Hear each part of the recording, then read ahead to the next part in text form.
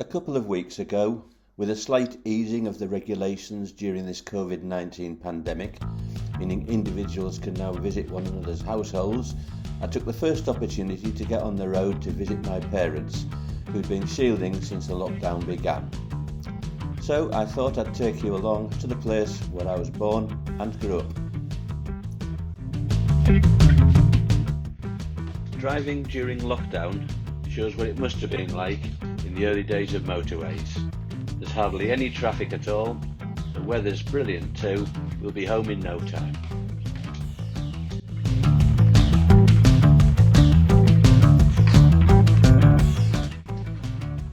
Getting to Saltburn-by-the-Sea from my place in the East Midlands takes roughly 2.25 hours, straight up the M1 to start with, taking the M18 to the A1M if traffic is favourable, or staying on the M1 past Leeds if it's not.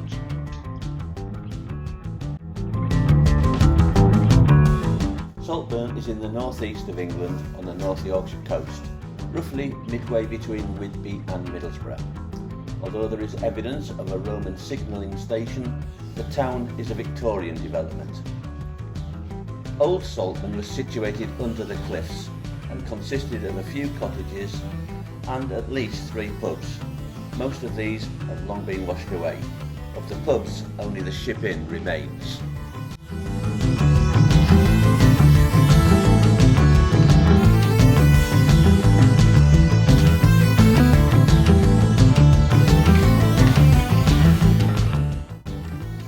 It was one of the Northeast's Quaker industrialists, Henry Pease, who saw the potential for a railway to take the well-heeled and their households from their more industrial locations to the healthier sea air of the coast. The town grew up on the cliff top around the railway terminus, and pleasure gardens were cultivated in the Riftswood Valley, which separated the resort town from Old Saltburn, nestled under the more imposing and iconic Hunt Cliff.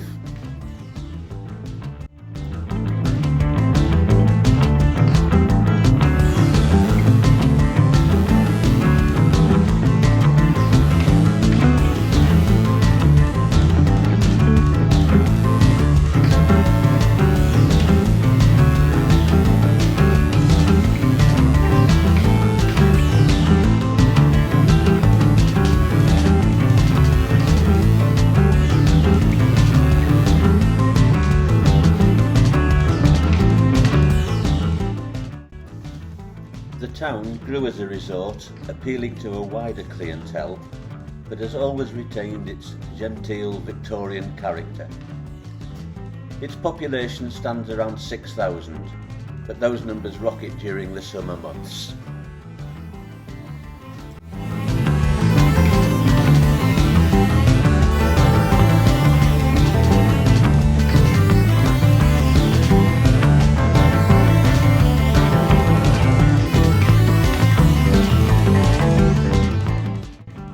As I've said, Saltburn is perched on cliffs looking down on the North Sea.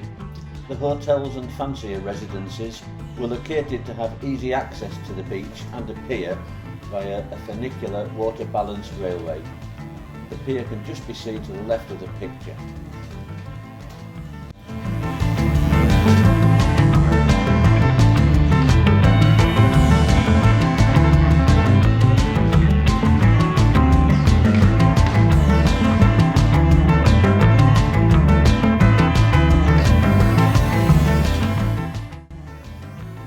We are heading to the main car park at sea level, named Cat Nab Car Park as it sits under the cone-shaped feature bearing that name. There's no height restrictions, daytime prices are reasonable and you can stay overnight. The toilet block is well maintained and has decent opening times in the summer period.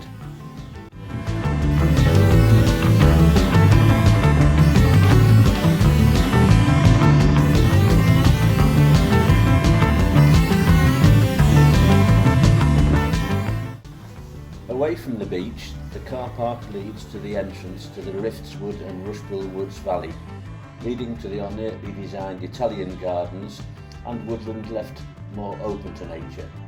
You can hitch a ride to the gardens on the miniature railway that runs along the valley floor from here. As well as the pier and funicular railway, Victorian town founders also had constructed a bridge across the valley in 1869. Known as the Halfpenny Bridge after its early toll rate, this impressive structure was allowed to deteriorate into an unsalvageable state by an altogether more unimpressive band of recent civic leaders, or vandals, and it had to be demolished in 1974.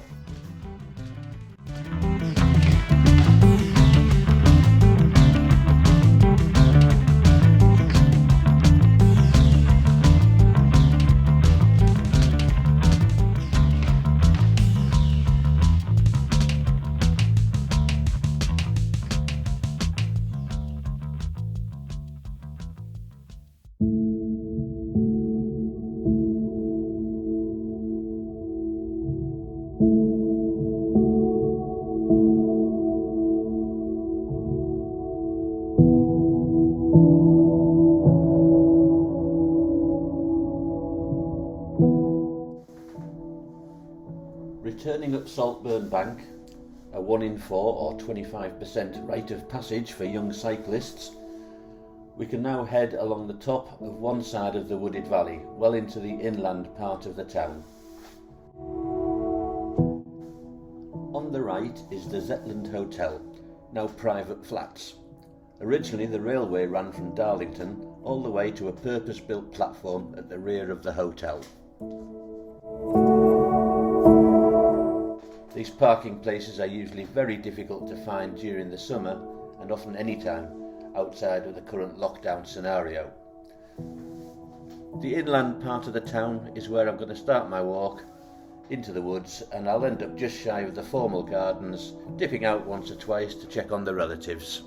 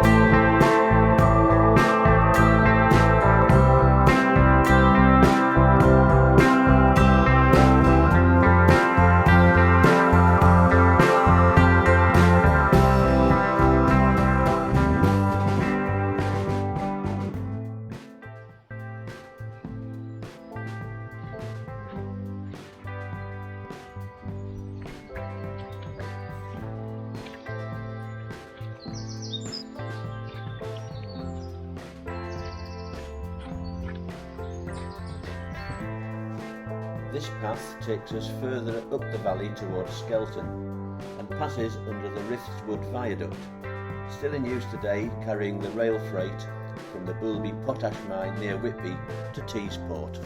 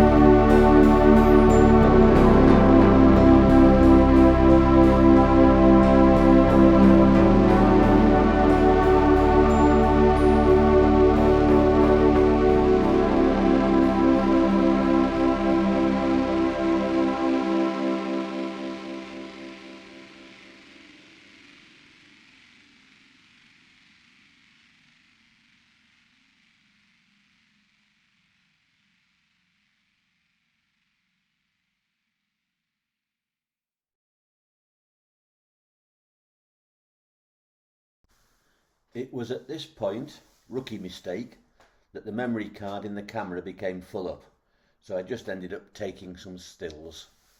For reference, this is on the valley floor directly below the formal gardens and woodland centre, about midpoint from where I started my walk and the Catnab seafront car park. Then, after a technical pit stop, I headed for the top promenade overlooking the sea to round off my trip.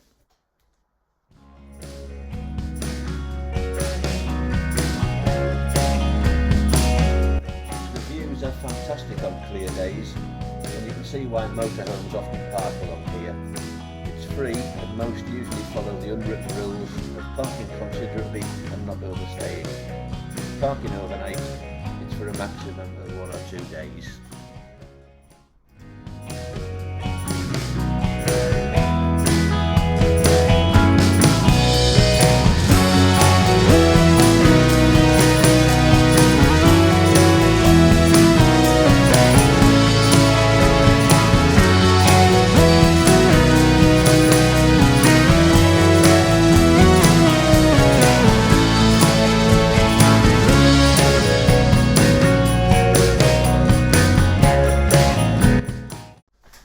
There's been no mention of rugby in this video, as Saltburn doesn't have a rugby club.